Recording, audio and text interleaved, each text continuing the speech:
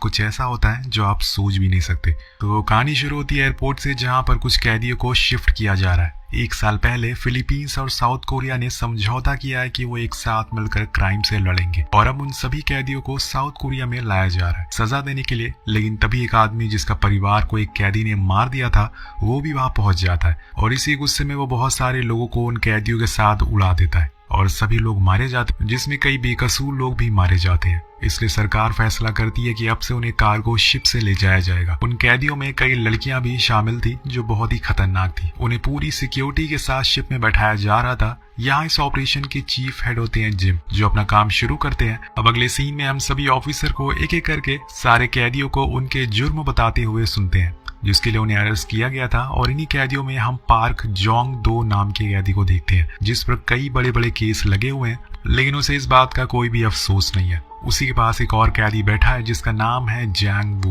वो बहुत ही शांत होकर बैठा हुआ है, और इधर दूसरी तरफ एक फीमेल ऑफिसर लड़कियों को उनके कमरे में भेजती है। यहाँ चीफ सभी कैदियों को समझाते हैं कि अगर कोई चालाकी की तो उन्हें मार दिया जाएगा, इसलिए चुपचाप उन्हें ऑर्डर फॉलो करने हैं। इसी शिप में एक डॉक्टर भी मौजूद है जो थोड़ा डरा हुआ है।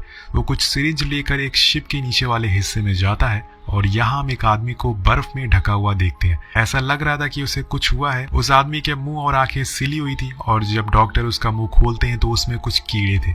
ये देखकर डॉक्टर डर जाता है और फौरन उसे इंजेक्शन लगाकर वहां से निकल जाता है। दूसरी तरफ हमारी मुलाकात हेड चीफ जिम से होती है, जो एक टॉप सीक्रेट फाइल को चेक कर रहे थे जिसमें कुछ आदमियों को बंदी बनाकर रखा गया था। अब ये फाइल क्या है ये आपको आगे पता चलेगा। और इधर दूसरी तरफ कैदी पार्क अपने काम में लग जाता। वो अपने मुंह के अंदर से एक टूल निकालता और हथियार खोलने लगता है। तभी हम एक ग्रुप को भी देखते हैं जो ऑफिसर के भेस में इस शिप में घुस चुके थे। इनके पास काफी हथियार भी थे। ये किसी मकसद से शिप पर चढ़े थे, लेकिन इसी बीच उन्हें कुछ ऑफिसर देख लेते हैं, और फिर होना क्या था, वो गुंडे कुछ ही सेकंड में उन सभी ऑफिसर को मार गिराते हैं। इसका मतलब कि ये बहुत ही ट्रेंड है। यहाँ से वो सीधा कैप्टन के पास पहुंचते हैं, और वो कैप्टन को सीधा गोली मार देते हैं और उनका कम्युनिकेशन भी खराब कर देते हैं। और वो गुंडे अपने साथियों से कहकर सारे वायर्स को काट देते हैं, जिससे शिप से कोई कॉन्टैक्ट ना कर पाए।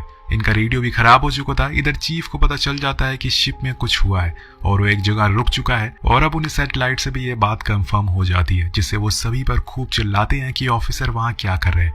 उन्हें झक मारने के लिए वहां पर भेजा गया है। दूसरी तरफ पार्क अपने काम में सफल हो जाता है, और वो हथकड़ियां खोल लेता है, और उसे खोलते ही वो ऑफिसर को अपना पहला शिकार बनाता है और अपने सारे साथियों को भी आजाद कर देता है। इन कैदियों में ली भी था, जिसे पार्क पहले से जानता था। वो उसे पूछता है कि तू यहाँ कैसे आया, लेकिन वो उसका कुछ रिस्पॉन्स नहीं देता। वहीं डेक पर ऑफिसर चीफ को भी पता चलता है कि रेडियो पर कोई जवाब नहीं दे रहा है, तो वो ऊपर देखते हैं, जहां पर वो ग्रुप का आदमी उन्हें दिख जाता है, और यहाँ ये भी समझ गए थे कि शिप अब इनके काबू से बाहर है। इसी समय वहां पर वो डॉक्टर भी पहुंच जाता, और उसे भी पता नहीं था कि यहाँ हो क्या रहा है। ऑफिसर चीफ यहाँ से सीधा कंट्रोल में पहुंचते हैं, और जहाँ पर उनकी मुलाकात होती है ग्रुप के लीडर से, और उन दोनों के बीच में गोलियां चलना शुरू हो जाती है। इसी में कई ऑफिसर मारे भी जाते हैं, जो कि ग्रुप की ऑटोमेटिक राइफल थी, इसलिए वो इन पर भारी पड़ना शुरू हो जाते हैं। लेकिन लड़ाई सिर्फ बंदूक से नहीं जीती जाती, उसके लिए दिमाग भी चाहिए होता है, और यहाँ चालाकी दिखाते हुए ऑफिसर ली उन्हें गोलियों से भून देती है, और सभी ग्रुप के लोग मारे जाते हैं। लेकिन यहाँ ये क्यों आए थे? बेसिकली ये पार्क और उन कैदियों को छुड़ाने के लिए आए थे, जिसका इन्हें कॉन्ट्रैक्ट मिला था, और ये इस काम में सफल भी हो गए थे, क्योंकि पार्क अब आजाद घूम रहा है, और शिप में वो भी हथियारों के साथ। तो दोस्तों, अभी तक ये कहानी हमें एक नॉर्मल कैदी और पुलिस की लग रही थी, लेकिन यहाँ इसमें एक बहुत ही बड़ा ट्विस्ट आता है। जिस आदमी को हमने मूवी की शुरुआत में बेसमेंट में देखा था, जिसका मुंह सिला हुआ था, अब उसे होश आ रहा है, और अब वो खुद का मास्क हटाकर उठ चुका है। इधर पार्क और उसके साथी शिप के सभी लोगों को मारते हुए बेसमेंट तक पहुंच जाते हैं, और वहां उन्हें कुछ टेक्नीशियन मिलते हैं। पार्क उन्हें भी मानने लगता है, लेकिन ली उसे ऐसा करने से रोकता है, जिससे हमें पता चलता है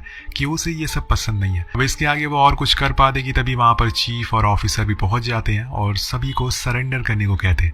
लेकिन इन कैदियों को देखकर लगता नहीं कि ये किसी के सुनने वाले हैं। वो सभी उन ऑफिसर से भिड़ जाते हैं, और अंधाधुंध गोलियां चलना शुरू हो जाती है। भी एंट्री होती है हमारे खलनायक की, उसी आदमी की जो कि अब तक बेहोश हुआ था। उसकी आंखें सिली हुई थी, इसलिए वो देख नहीं सकता था, बस उन्हें हल्के हल्के विजन आते थे, और तभी ये कैदी उससे लड़ने के लिए पहुंच जाता है। तो ये खलनायक, जिसका नाम होता है अल्फा, वो उसे इतनी जोर से मारता है कि वो उड़ते हुए थोड़ी दूर पर जाकर गिरता है, और ये देखकर सभी की फट के फ्लावर हो जाती है कि ये बंदा है कौन। वो एक एक करके लोगों को ऐसे मार रहा था जैसे कि वो कोई खिलौना हो, और तब हमें पता चलता है कि ये एक सुपर ह्यूमन है, और इसे लड़ पाना बहुत ही मुश्किल है, और वो एक एक करके सभी ऑफिसर का कचूमड़ बना देता है। उसके आगे कोई टिक ही नहीं पा रहा था। अब बारी थी पार्क की, और पार्क भी उसे देखकर पहले तो फट चुकी थी। वो पार्क को एक हथौड़े से मारता है जिससे कि उसकी सारी पसलियां टूट जाती है और उसका सर कुचल देता है, और इस तरह से हो जाती है उसकी मौत। जहां में लग रहा था कि असली विलेन पार्क है, लेकिन असली आदमखोर तो ये निकला। अब दोस्तों यहाँ पर बचते हैं कुछ चुनिंदा लोग, जिसमें थे कैदी जैंग, ऑफिसर ली और एक बूढ़ा कैदी और चीफ। ये चारों भागने लगते हैं, लेकिन अल्फा जंग को पकड़ लेता है और तब ली उस पर गोलियां चलाती है। अब गोली लगने से वो उसे छोड़ देता है, लेकिन उसका उस पर कोई असर नहीं होता है और वो इंसान अभी भी जिंदा था। अब ये चारों किसी तरह से अपनी जान बचाकर वहां से भाग जाते हैं। इधर हम देखते हैं कि चीफ हेड ऑफिसर का दिमाग घुमा हुआ था कि अभी भी शिप एक ही जगह पर क्यों रुका हुआ है, और वो सैटेलाइट से पता करने की कोशिश करते हैं कि वहां क्या हुआ है। लेकिन बीच में उन्हें किसी अनजान आदमी का कॉल आता है, और यहाँ हम समझ पाते हैं कि जिस आदमी का इनको कॉल आया है वो सबका बॉस है। वह हेड चीफ को ऑर्डर देता है कि शिप वहां पर रुका क्यों। मैंने तुम्हें काम दिया था अल्फा को किसी तरह से यहाँ लाने का, लेकिन अभी भी वो आजाद घूम रहा है। तो यहाँ हेड चीफ भी इसके साथ मिला हुआ है, और बॉस हेड चीफ को धमकी देते हैं और कहते हैं कि उसे 1 दिन का समय दिया जाता है किसी भी तरह से अल्फा को वहां से निकालने का, और इसके लिए उसने एक हेलीकॉप्टर भी भेज दिया है। अब इस बात से चीफ को बहुत गुस्सा आता है और वो एक स्ट्रीट लाइट के बॉक्स को ही तोड़ देता है, जिसे हम समझ पाते हैं कि ये भी एक सुपर सोल्जर है। लेकिन ये सुपर सोल्जर बने कैसे, ये आपको आगे पता चलेगा। इधर अभी भी कुछ कैदी जिंदा बचे हैं, जिसमें पार्क की गर्लफ्रेंड भी है, और उन्हें लगता है कि पार्क अभी भी जिंदा है, और इसलिए वो बड़े आराम से मजे कर रहे हैं। अब डेक पर 2 टेक्नीशियन केबल को जोड़ने की कोशिश करते हैं, लेकिन तभी वहां पर अल्फा आ जाता है और वो उनका क्या हाल करेगा ये आप समझ गए होंगे। अब यहाँ अल्फा की आवाज डॉक्टर को भी आती है, और जो अपनी गर्लफ्रेंड के साथ मौजूद था, लेकिन अब बारी थी उसकी गर्लफ्रेंड की। यहाँ अल्फा उसकी गर्लफ्रेंड पकड़ लेता है और उसका हलवा बना देता है। ये देखकर डॉक्टर वहां से भागना शुरू करता है, और वो भागते हुए चीफ ऑफिसर से टकराता है, और डर कर वो उन्हें बताता है कि वो एक राक्षस है जिसकी आंखों पर टाके लगाए गए थे ताकि वो किसी को देख ना सके। ली उसे पूछता है कि वो है कौन और यहाँ कैसे आया, लेकिन डॉक्टर को यहाँ कुछ भी पता नहीं होता। उसे बस अच्छे खासे पैसे मिले थे हर 6 घंटे में उसे इंजेक्शन लगाने का, जिससे अल्फा भी होश रहे और किसी को नुकसान ना पहुंचाए। लेकिन यहाँ कैदी आजाद हो गए और उसने वो इंजेक्शन नहीं लगाया, जिससे कि अल्फा को होश आ गया। नो जेनरिक नाम की एक फार्मा कंपनी ने दिया है जो कि विटामिन बेचती है, जिसे लोग 10 साल जवान हो जाते हैं, और हो सकता है कि उसने कुछ एक्सपेरिमेंट किया हो जिससे ये सब कांड हुआ हो। अब वो बूढ़ा कैदी डॉक्टर से लाइफ बोट के बारे में पूछता है, क्योंकि हर शिप में वो मौजूद होती है, लेकिन डॉक्टर बताता है कि वो तो बर्बाद हो चुकी है, अल्फा ने उसे खराब कर दिया। अब और जानकारी के लिए डॉक्टर उन्हें बेसमेंट में ले जाता है, जहां पर अल्फा को कैद करके रखा गया था। ली को यहाँ कुछ फाइल्स मिलती है जिसमें पता चलता है कि इस आदमी पर कुछ टेस्टिंग चल रही थी, जिसकी वजह से ये ऐसा बन गया। लेकिन सबके मन में एक ही सवाल था कि आखिर ये आदमी इस जहाज पर क्या कर रहा है। अब यहाँ डॉक्टर को एक लैपटॉप भी मिलता है जिसमें कुछ और इन्फॉर्मेशन थी, जैसे कि टेस्ट अल्फा पर किया गया है और ये जरूरत से ज्यादा खतरनाक है। इतना ज्यादा दर्द झेलने की वजह से ये इतना खलनायक, और इतना ज्यादा दर्द झेलने की वजह से ये इतना हिंसक बन गया है। इसके अंदर भेड़िए की काबिलियत है, और ये एक आम इंसान से 5 गुना ज्यादा सुन सकता है। अल्फा के अंदर जो प्रोटीन पाया जाता है वो एंटी एजिंग के लिए काम आता है।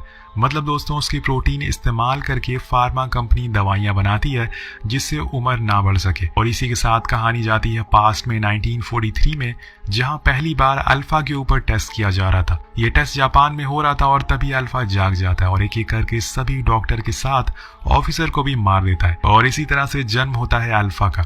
अब कहानी प्रेजेंट में आती है, और यहाँ जो कैदी बचे थे वो अल्फा उनके पीछे पड़ चुका था, और बचते हैं सिर्फ 2 कैदी, एक बूढ़ा आदमी और पार्क की गर्लफ्रेंड जेना। वो दोनों भागकर लिफ्ट में जाते हैं और सोचते हैं कि उनकी जान बच गई, लेकिन तभी अल्फा लिफ्ट के ऊपर कूदता है और वहीं से गोलियां चलाना शुरू करता है। गाइस, ये बंदा सच में टर्मिनेटर है, मतलब इसके अंदर डर नाम की कोई चीज ही नहीं है। अब वो लिफ्ट को हाथों से ही तोड़ देता है और बूढ़े कैदी को पकड़ लेता है। जेना बस चिल्लाती रहती है कि उसे छोड़ दे, लेकिन वो एक शैतान था, और तभी वहाँ चीफ ऑफिसर भी पहुंच जाते हैं, लेकिन वो उसे बचा नहीं पाते और अल्फा वहां से निकल जाता है। और इधर दूसरी तरफ हम हेड चीफ को देखते हैं, जो अब अल्फा को पकड़ने के लिए निकल चुके थे। उनके साथ कुछ सोल्जर भी थे, और ये कोई नॉर्मल सोल्जर नहीं थे, ये सभी सुपर सोल्जर होते हैं। इधर शिप पर चीफ जेना को बचाकर वहां से भाग रहा था, लेकिन तभी अल्फा उन्हें देख लेता है। तो चीफ जेना को एक फ्रीजर में छुपा देता है और अल्फा से लड़ने की कोशिश करता है, लेकिन एक सुपर सोल्जर के आगे कहाँ कोई टिक पाएगा, और कुछ ही सेकंड में वो उसका भेजा बाहर निकाल देता है, और यहाँ पर ऑफिसर की भी मौत हो जाती है। वो पड़ चुका था जेना के पीछे, लेकिन जेना अपना दिमाग चलाती है और वो मरने की एक्टिंग करती है और उन लाशों के बीच में सो जाती है। अब अल्फा उसे देख तो नहीं सकता, लेकिन उसकी धड़कन को महसूस कर लेता है, और जैसे ही वो उसे मारने जाता है और जेना भागते हुए उसके पास जाती है। इसी कि हम जानते हैं कि हेड चीफ तो अल्फा से भी बड़ा खलनायक है। वो सीधा ही उसे गोली मार देता है। अब गोली की आवाज सुनकर वहां लेडी ऑफिसर और डॉक्टर भी पहुंच जाते हैं, लेकिन चीफ बहुत ही गुस्से में था, इसलिए वो सीधा ही लेडी ऑफिसर को भी उड़ा देता है, क्योंकि उसका मानना था कि इनका काम है कैदियों को सलामत पहुंचाना, लेकिन वो ऐसा कर ही नहीं पाए। अब उसे मारता देख ली अपना आपा खो देता और सभी सुपर सोल्जर को मारने लगता है। और यहाँ हमें एक और सस्पेंस पता चलता है कि ली भी एक सुपर सोल्जर है और ये सब उसका ही प्लान था, अल्फा को इस शिप पर लाना ताकि वो उसके जरिए हेड चीफ को इस शिप पर बुला सके और मार सके। दोस्तों यहाँ से कहानी जाती है पास में, हम ली को देखते हैं जो किन्हीं वजहों से एक ऑफिसर को मार देता है और उसे पुलिस पकड़ लेती है।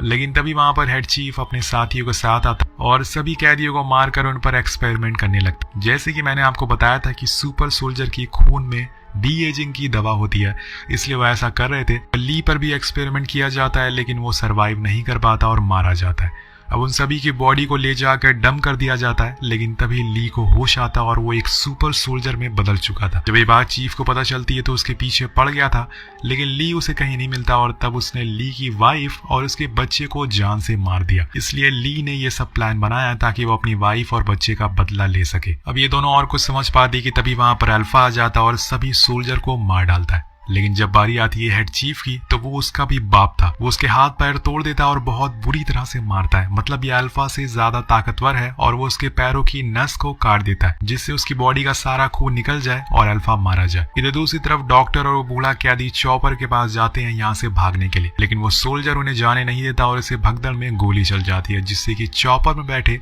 सभी लोग मारे जाते हैं। अब यहाँ बचते हैं हमारी कहानी के दो अहम किरदार, किम और चीफ। दोनों में फाइट होना शुरू हो जाती है। जहाँ एक तरफ चीफ में एक्सपीरियंस था वहीं किम में था फुर्तीलापन। अब एक समय ऐसा आता है जहाँ पर चीफ वो किम को बताता है कि अच्छा वो तुम्हारा बेटा था जिसे मैंने मारा। अब ये सुनकर किम पागल हो जाता और चाकू से उसे काट डालता है। वो सीधा उसे लेकर समुद्र में छलांग लगा देता और अब उसे बिना मारे वो छोड़ेगा नहीं। सीन शिफ्ट होकर पहुंचता है एक जेल में जहां हम चीफ के बॉस को देखते हैं जो कहानी का मेन विलेन है और इस पर भी अल्फा की तरह एक्सपेरिमेंट किया गया था।